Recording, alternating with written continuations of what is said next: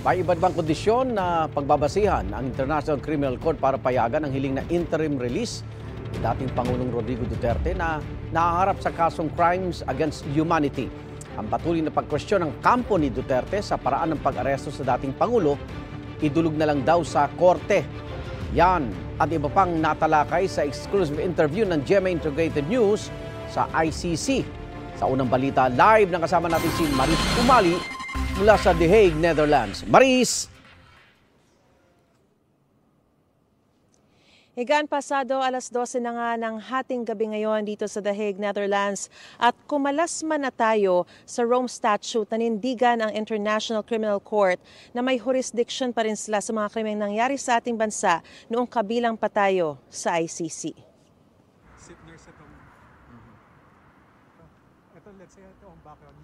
Iba-iba ang opinyon ng mga eksperto kung tama nga bang isinuko sa International Criminal Court si dating Pangulong Rodrigo Duterte para sa kasong crimes against humanity na kanyang kinakaharap dito. Sa aking eksklusibong panayam sa International Criminal Court, giit ni ICC spokesperson Dr. Fadi El Abdallah na mayroon silang jurisdiksyon sa mga krimeng nangyari noong miyembro pa tayo ng ICC. So the court's jurisprudence has already indicated that the ICC retains jurisdiction even after the withdrawal of a state, but only for the crimes that are allegedly were committed during the period when the state was a state party to the ICC Rome Statute. A withdrawal does not affect these obligations and this jurisdiction of the ICC. It only affects the future.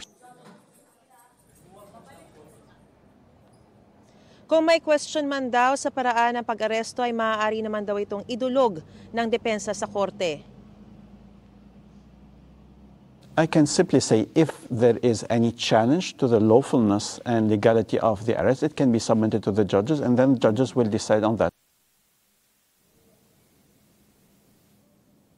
Bawat suspect ay maaaring magpetisyon sa ICC para sa interim release, pero may mga kondisyon daw na dapat matupad para ipagkaloob ito kung sakali ng korte. As a matter of general principle, there is all these conditions and questions need to be discussed before the judges. The technical measures and conditions have to be decided on a case-by-case basis by the judges and have to be accepted by a certain state for it to be ordered by the judges.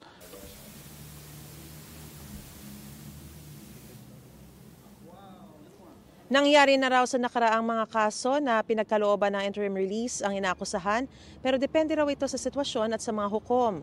Nagpapasalamat naman ang ICC sa Pilipinas dahil pinatunayan nitong umiiral ang International Accountability Mechanism sa bansa nang tumugon ito sa diffusion request ng ICC.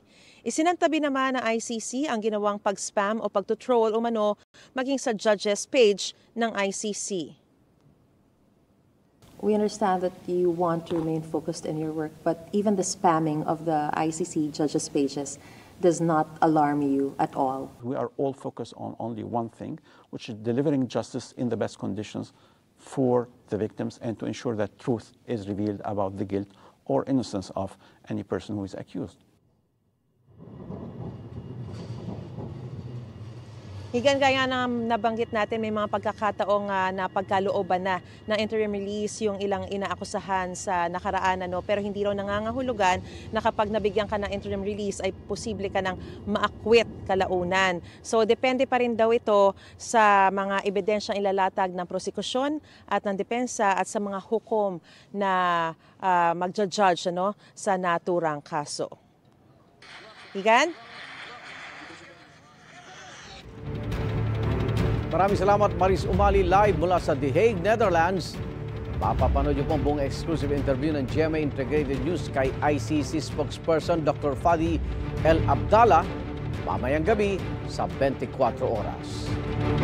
Igan, mauna ka sa mga balita, mag-subscribe na sa GMA Integrated News sa YouTube para sa iba't ibang ulat sa ating bansa.